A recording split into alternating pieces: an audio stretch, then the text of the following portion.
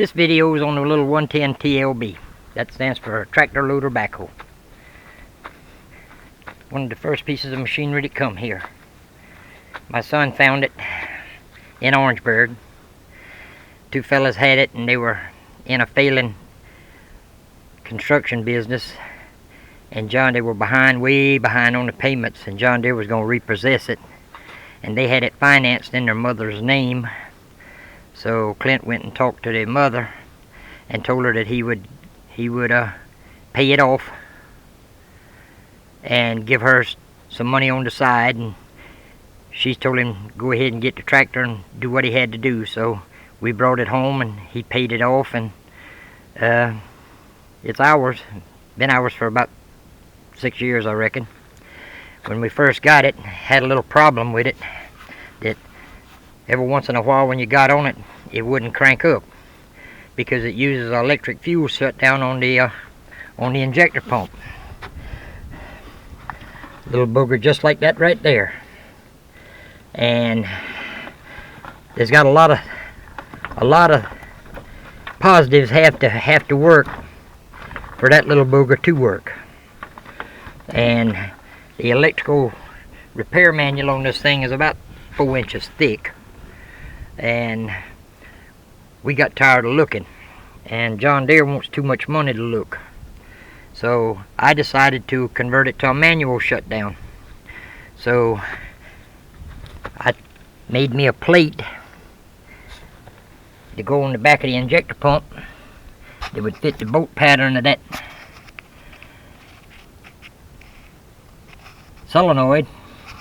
Took me a brass fitting and TIG brazed it onto the plate.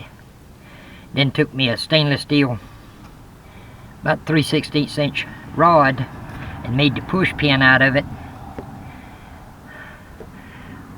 Made a connection to hook on the end of it, and put O-rings inside that brass. It was a compression fitting that he used, and put O-rings inside that would fit that thing, and tighten down on them, and it seals it so oil don't come out the back bite around the pin. Then I made me a bell crank to go on the transmission housing, because I had to reverse the direction that it operated, because you wanted the knob to pull out to shut it off, so I had to pull from the bottom and push from the top.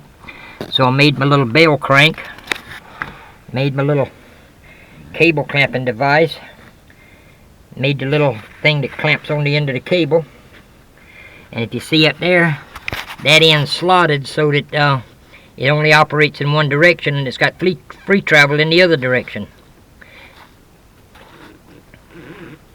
So then I run the cable back under the floorboards,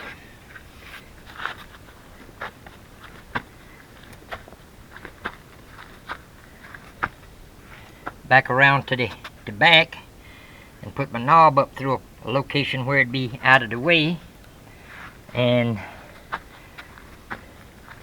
now when you get on it, if you turn it over and it don't crank up, it's either out of fuel or the knob's pulled out. Hang on just a second and I'll give you a demonstration. As you can see, the knob's pulled out. So let's turn the key.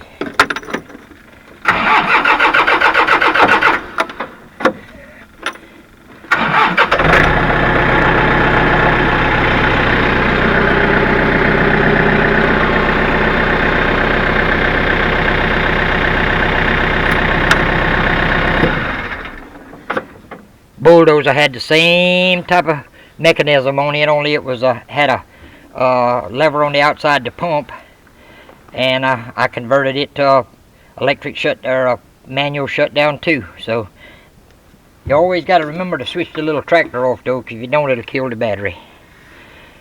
I just thought maybe you'd like to know that if some of y'all's got some 110s that don't want to run. That's what I had to do. Sure beat paying John Deere a whole bunch of money. So the little tractor is handy and dandy. The breakout on it's about about 2,500 pounds. It'll pick up 2,500 pounds, but you got to rev it up a little bit. I think they might need the pressure set and adjusted. But other than we hadn't used everything we ask it to do, the little rascal does it.